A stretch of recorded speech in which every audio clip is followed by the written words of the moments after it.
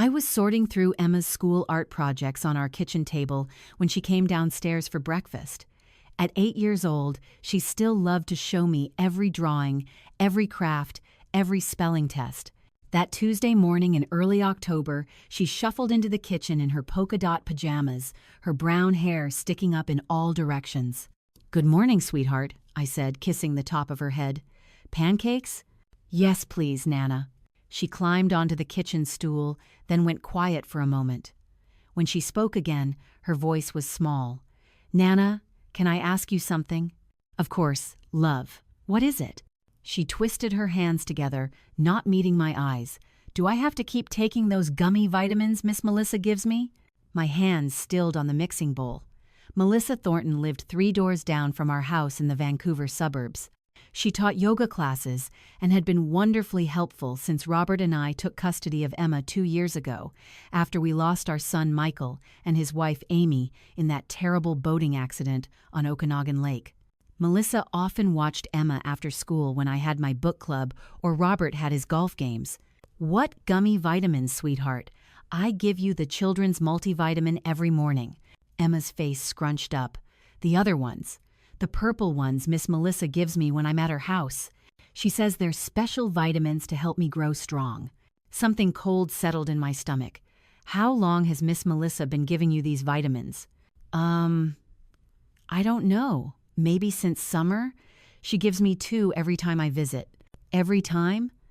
How often is that?" Emma counted on her fingers. 3 days a week? Sometimes 4? She says Grandpa Robert told her I need them." I kept my voice steady, though my mind was racing. "Can you show me what they look like?" "They're at Miss Melissa's house. She keeps them in a special container." "Do you have any here?" Emma bit her lip. "Miss Melissa said not to bring them home. She said it's our special secret because too many vitamins can be bad, but these special ones are okay." The word secret sent alarm bells ringing through my head. I'd read enough articles, attended enough community safety seminars. Adults should never ask children to keep secrets. "Emma, sweetheart, there are no bad secrets between us, okay? Can you describe these vitamins to me?" "They're purple and round, kind of chewy. They taste like grapes. But they make me really, really sleepy. That's why I don't want to take them anymore. Yesterday, I fell asleep at Miss Melissa's house, and when I woke up, it was dark outside, and Grandpa Robert was there picking me up." My heart started pounding. "What time did you fall asleep?" "Right after school. Maybe 3:30? I woke up at 7. 3.5 hours. An 8-year-old shouldn't be sleeping that long in the afternoon, not unless she was sick. And Emma had been sleeping a lot lately. I'd thought she was just tired from school, maybe still processing the grief of losing her parents. Now I wondered if there was another explanation. "Thank you for telling me, Emma." I knelt down to her eye level. "You did exactly the right thing. From now on, don't take any medicine or vitamins from anyone except me or your doctor, okay?" She nodded, relief flooding her face. "So I don't have to take them anymore?" "No, sweetheart, you don't." After Emma left for school, I called my old friend Sarah Mitchell. We'd known each other for 30 years, ever since our sons played hockey together. Sarah was a pharmacist at the Shoppers Drug Mart on Marine Drive. "Sarah, I need your help with something. Can I come by the pharmacy today?" "Of course. Is everything all right, Diane?" "I'm not sure yet." "That's what I need to find out." When Emma came home from school that afternoon, I was waiting. "Sweetheart, I need you to do something for me. Next time you're at Miss Melissa's house, if she offers you those vitamins, can you take them but bring them home to show me instead of eating them?" Emma nodded seriously. "Okay, Nana. And if she asks if you took them, just say yes." "This is very important, Emma. Can you do that?" "I can do it." The opportunity came sooner than expected. That very afternoon, Melissa texted me, "Hi, Diane. I'm doing some baking this afternoon. Would Emma like to come over for an hour or 2? I know you have your physiotherapy appointment." I did have physiotherapy for my knee. Normally, I would have said yes without thinking twice. Now, everything felt different. "That would be lovely, thank you." I texted back, my fingers trembling slightly. I walked Emma to Melissa's house, watching my granddaughter's small hand slip into mine. Melissa answered the door in her yoga pants and a flowing tunic, her blonde hair pulled back in a perfect ponytail. She'd always been beautiful, with the kind of effortless grace that came from years of yoga practice. At 48, she could have passed for 35. "Emma, come in, sweetheart. I'm making chocolate chip cookies." "Thanks so much, Melissa," I said. "I'll pick her up in 2 hours." "Take your time, Diane. We'll have fun, won't we, Emma?" I kissed Emma's forehead and whispered, "Remember what we talked about." At physiotherapy, I could barely concentrate on the exercises. My physiotherapist, Janet, had to repeat instructions twice. All I could think about was Emma at Melissa's house, those purple gummies, the way my granddaughter had been sleeping so much lately. When I picked Emma up exactly 2 hours later, she looked drowsy. Melissa was wiping down her kitchen counter, relaxed and smiling. "She had 3 cookies and helped me with the mixing," Melissa said brightly. "Such a good helper." "Thank you again," I managed. In the car, I turned to Emma. "Did you?" She nodded and carefully pulled 2 purple gummies from her jacket pocket, wrapped in a tissue. "She gave them to me right before you came. I pretended to chew them, but I hid them in my cheek, then spit them out in the bathroom." "You're so brave, sweetheart. So brave."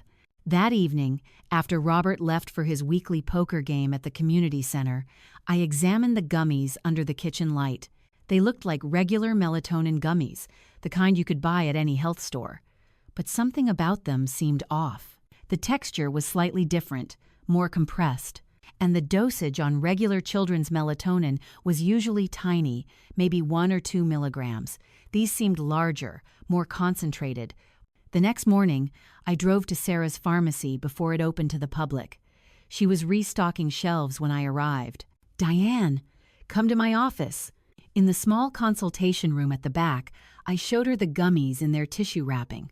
Sarah put on her reading glasses and examined them carefully. She broke one open, sniffed it, and then pulled out her phone to use a pill identification app. Her expression grew more serious with each passing second. "Diane, where did you get these?" "A neighbor has been giving them to Emma. She says they're special vitamins." "Sarah, Emma's been sleeping 3-4 hours in the afternoon after taking them." Sarah's face went pale. "These aren't children's vitamins. These are adult-strength melatonin gummies, probably 10 milligrams each. For an adult, that's a strong sleep aid. For a child Emma's size, it's potentially dangerous." My hands started shaking. Dangerous how? Emma weighs what? About 50 pounds? The safe pediatric dose of melatonin is 0.5 to 3 milligrams maximum. 10 milligrams could cause excessive drowsiness, dizziness, even affect her coordination and judgment. If she's been taking 2 at a time, that's 20 milligrams. Diane, that could cause next-day grogginess, mood changes, even hormonal disruptions if given regularly over time. She's been taking them 3 or 4 times a week since summer. Sarah's expression hardened. "You need to talk to Emma's pediatrician immediately. And Diane, adults don't give children medication without parental permission, especially not medication that causes sedation. Why would your neighbor do this?" That was the question that haunted me as I drove home. Why would Melissa, lovely Melissa who taught sunrise yoga classes and volunteered at the community garden, secretly drug my granddaughter? I called Dr. Lisa Park, Emma's pediatrician, from my car. Within an hour, I was in her office while Emma was at school. "Mrs. Harper, this is serious," Dr. Park said after I explained everything. "Aside from the immediate health risks, giving a child sedatives without parental consent is a form of child abuse. It's also potentially criminal. Have you noticed any other changes in Emma's behavior?" I thought back over the past few months. She's been more tired. I thought it was grief or just school exhaustion. Sometimes she seems confused, a bit spacey. Last week, her teacher mentioned she fell asleep during math class. Dr. Park made notes on her computer. "I want to see Emma tomorrow for a full examination. We should run some blood work, make sure there's no organ damage from repeated overdoses. In the meantime, Emma should not go back to this neighbor's house." "She won't," I said firmly. That evening, I waited until Robert and I were alone in the kitchen after dinner. Emma was upstairs doing homework. "Robert, I need to talk to you about Emma." He looked up from his newspaper, his reading glasses perched on his nose. We'd been married 42 years. I knew every expression on his face, every gesture. Right now, he looked merely curious. What about her? She's been taking some vitamins at Melissa Thornton's house. Did you know about that? Something flickered across his face. Just for a second, so quick I almost missed it. Vitamins? No, I don't think so. Emma said Melissa told her that you said she needed special vitamins. Now Robert's expression shifted to concern, but it felt performative somehow. I never said anything like that. Why would I? That's what I'm wondering. I watched him carefully. We'd been having problems lately. Nothing dramatic, just the slow erosion that sometimes comes with age. He'd been distant, taking more evening activities, coming home later. I'd attributed it to his own grief over losing Michael, our only child. Now I wondered if there was more to it. Maybe Melissa misunderstood something, Robert said, going back to his newspaper. I'll talk to her about it. No need. I've already handled it. That night, after Robert fell asleep, I did something I'd never done before in 42 years of marriage. I picked up his phone from the nightstand. I knew his passcode because he'd never hidden it from me. We'd always had that kind of trust. Until now. I went into the bathroom, locked the door, and opened his messages. At first, I saw nothing unusual.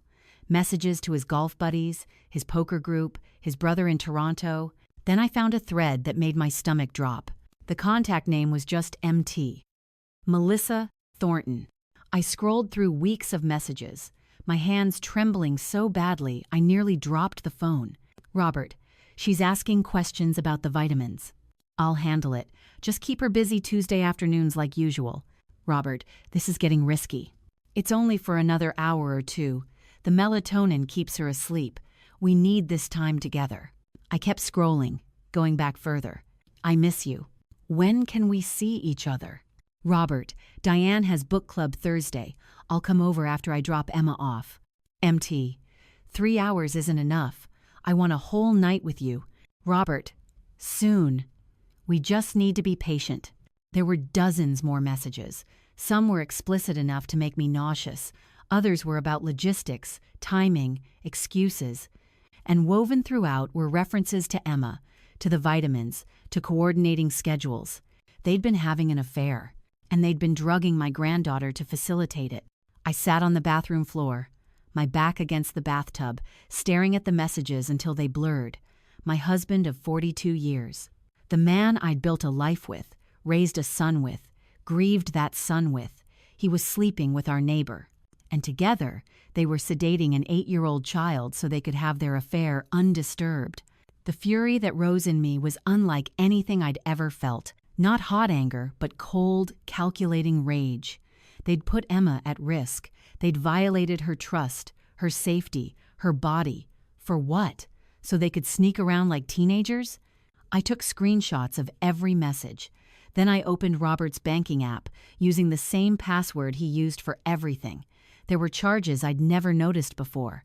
Restaurants in Richmond where we never went. A hotel in Whistler during a weekend he'd said was a guy's golf trip. E-transfers to Melissa with notes like yoga lessons and garden supplies. I screenshotted all of it. Then I went back to bed and lay awake until dawn, planning. The next morning, I acted perfectly normal. I made Robert his coffee, kissed him goodbye when he left for his golf game. Then I called Melissa. Hi, Melissa. I'm so sorry to bother you, but Emma left her favorite sweater at your house yesterday. Could I possibly pop by and grab it? Oh, of course. I'm home all day. Come by whenever. Actually, I'm running errands now. Would in an hour work? Perfect. See you then. I called Sarah next. I need your help with something. Can you come to Melissa Thornton's house in an hour? I'll explain everything, but I need a witness. Diane, what's going on? Please, Sarah. I'll tell you everything, but I need you there. Sarah agreed, worry evident in her voice. Then I called Dr. Park. I have evidence of who's been giving Emma the melatonin and why. I need documentation of everything for a police report. Can you email me a summary of the health risks and your medical findings? I'll send it within the hour. Finally, I did something that felt both terrifying and empowering. I called the non-emergency police line. I need to report child endangerment. My 8-year-old granddaughter has been given adult-strength sleep medication without consent by an adult who was facilitating an affair with my husband. The officer took down all the information. Ma'am, this is a serious allegation. We'll need evidence. I have messages, bank records, medical documentation, and the medication itself. I'm going to the woman's house in 45 minutes. Can you have an officer there? We'll send someone to meet you there. Mrs. Harper, please don't confront anyone alone. Wait for our officer. But I couldn't wait. I needed to face Melissa myself. I arrived at her house at exactly 10 a.m. As promised. Sarah pulled up right behind me in her own car. I'd texted her the full story during the drive. Diane, are you sure about this? Sarah asked as we stood on Melissa's doorstep. Maybe we should wait for the police. I need to look her in the eye first. Melissa answered the door in yoga pants and a tank top, all smiles. Diane! Sarah! What a nice surprise. Come in. Her living room was exactly as I'd seen it dozens of times before. Tasteful furniture, plants by the windows, framed photos of her teaching yoga classes. There was a picture on her mantel from our neighborhood Canada Day barbecue last July. Melissa and Robert stood side by side, laughing at something. I'd taken that photo myself. So, Emma's sweater? Melissa asked. There is no sweater, I said quietly. I'm here about the melatonin gummies you've been giving my granddaughter. Melissa's smile faltered. What? The adult-strength sleep medication. 10 milligrams per gummy. 2 gummies, 3 to 4 times a week, since June. Diane, I don't know what you're talking about. Sarah is a pharmacist. She identified them. Dr. Park has documented the health effects on Emma, and I have Robert's text messages with you, discussing how the melatonin keeps Emma asleep while you two have your affair. The color drained from Melissa's face. You need to leave. You drugged my granddaughter. My voice was steady, cold. You sedated an 8-year-old child so you could sleep with my husband. It was just melatonin. I wasn't hurting her. 20 milligrams of melatonin for a 50-pound child is absolutely hurting her. It caused drowsiness at school, mood changes, sleep disruption, and who knows what else we haven't discovered yet. You gave her medication without parental consent. That's child abuse, Melissa. That's criminal. Robert said it was fine. He said you wouldn't mind. Robert isn't her parent. I am her legal guardian. And you knew I didn't know because you told Emma to keep it secret. There was a knock at the door. Melissa's eyes went wide with panic. That would be the police, I said. 2 officers stood on the doorstep. I invited them in and presented everything. The gummies in their evidence bag from Sarah's pharmacy, the screenshots of Robert's messages, the medical documentation from Dr. Park. My written statement of everything Emma had told me. One officer, Constable Williams, took notes while his partner, Constable Lee, spoke with Melissa in the kitchen. I could hear Melissa crying, trying to explain that she didn't mean any harm, that it was just melatonin, that Robert said it was okay. Mrs. Harper, Constable Williams said, we'll need to speak with Emma as well, with a child services advocate present, and we'll need to interview your husband.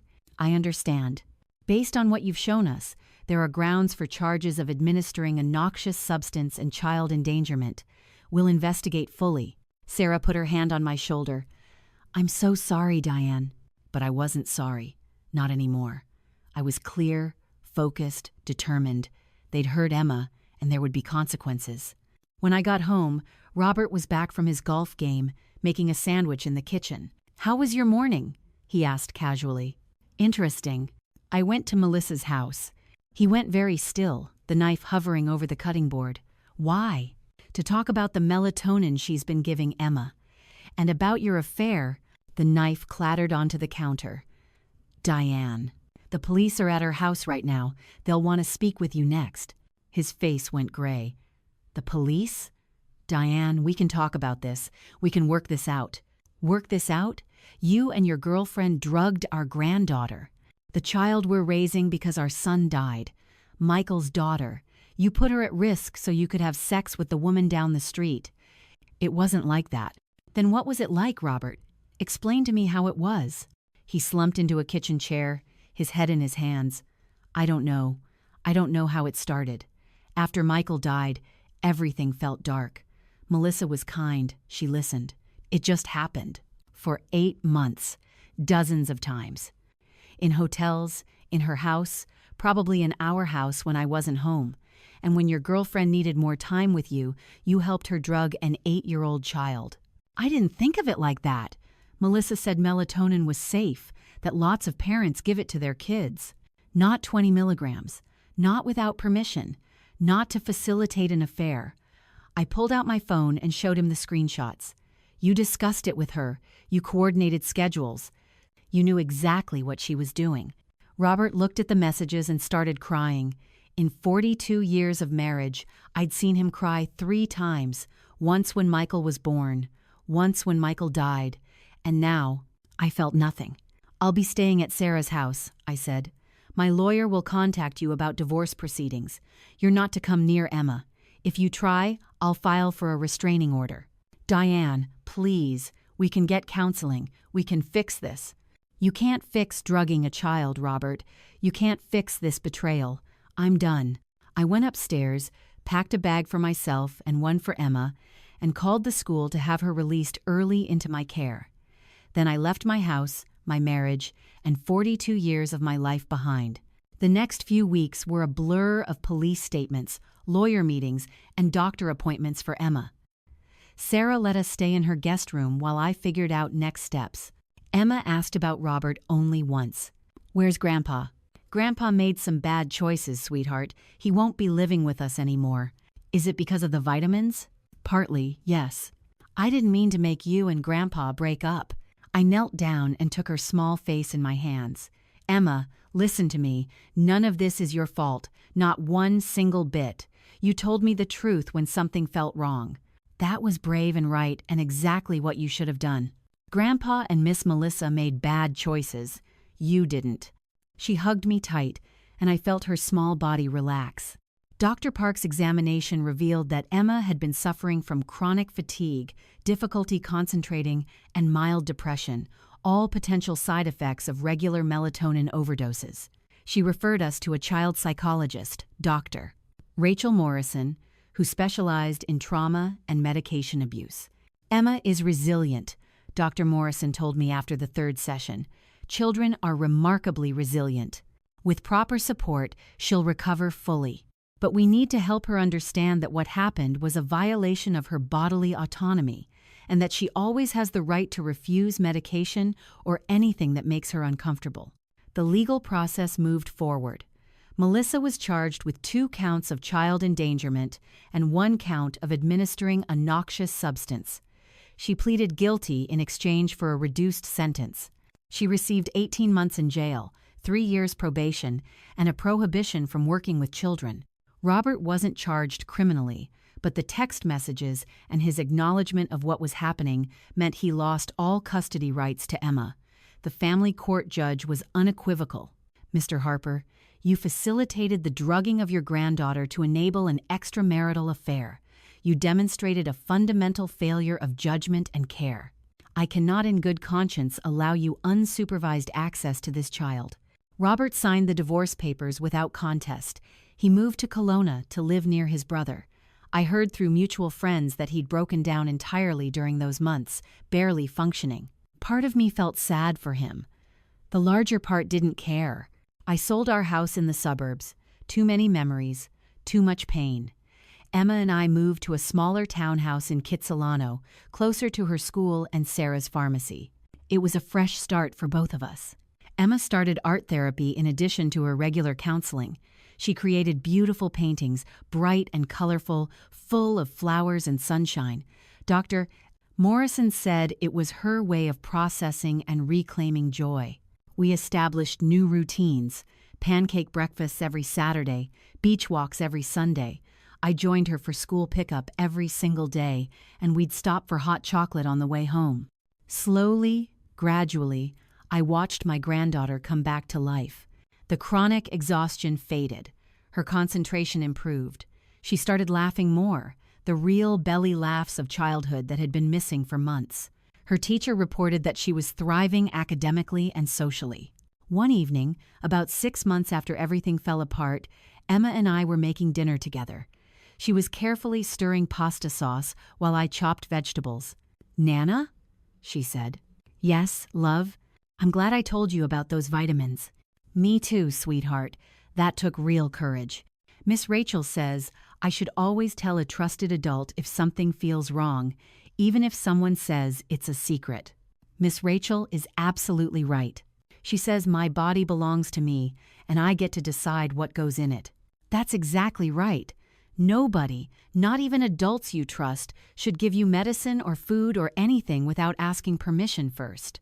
And if they tell you to keep secrets about it, that's a warning sign that something is wrong. Emma nodded thoughtfully. "I get it now. Real secrets are like surprise parties. Bad secrets are things that could hurt you. That's a perfect way to think about it." She kept stirring for a moment, then looked up at me with those serious brown eyes. "Are you okay, Nana? About Grandpa?" The question surprised me. I thought carefully about my answer. I'm sad about what happened. I'm angry about the choices he made. But you know what? I'm also okay, because I have you, and we have each other, and we're going to be just fine. We are? We absolutely are. And we were. It's been 2 years now. Emma is 10 years old, confident and bright and beautifully healthy. She's in the school play this year, playing the lead role. She joins me for yoga classes now, real ones at a reputable studio, and she's surprisingly good at it. She wants to be a veterinarian when she grows up. I retired from my job at the public library last year. I volunteer with a local organization that teaches children about body autonomy and safe adults. I tell Emma's story, with her permission, to help other children recognize warning signs. Melissa was released from jail 6 months ago. She moved to Alberta, last I heard. I don't think about her often. Robert sends Emma cards on her birthday and Christmas. She reads them politely and then puts them in a drawer. She doesn't ask to see him, and I don't push it. That will be her decision when she's older. Sarah is still my dearest friend, closer than ever. She says I'm the strongest person she knows. I don't feel particularly strong. I just did what any grandmother would do. I protected my granddaughter. Some people in our old neighborhood said I overreacted, that it was just melatonin, not a dangerous drug, that I destroyed my marriage over something that wasn't that serious. These people don't understand, and I don't waste energy trying to explain to them. Drugging a child without consent is never acceptable. Violating their bodily autonomy is never acceptable. Teaching them to keep dangerous secrets is never acceptable. It doesn't matter if the substance is melatonin or something stronger. It doesn't matter if the intent wasn't to cause serious harm. What matters is that it happened, that it was wrong, and that it needed to stop. If I could go back and change anything, I would have asked more questions sooner. I would have wondered why Emma was so tired. I would have been more present, more observant. But I can't change the past. I can only move forward. Emma and I talk about trust now. Real trust, the kind built on honesty and respect. She knows she can tell me anything, ask me anything, and I'll respond with truth and love. She knows her body is her own, and she has the right to set boundaries with everyone, including me. Last month, one of her friends at school was staying after class for special help with a teacher, and something about it felt wrong to Emma. She told me about it, and I spoke with the school principal. It turned out to be nothing concerning, just legitimate tutoring. But I was so proud of Emma for speaking up, for trusting her instincts. I wasn't sure if I should say something, she told me that night, but I remembered what you said. When something feels wrong, tell a trusted adult. You did exactly right, sweetheart.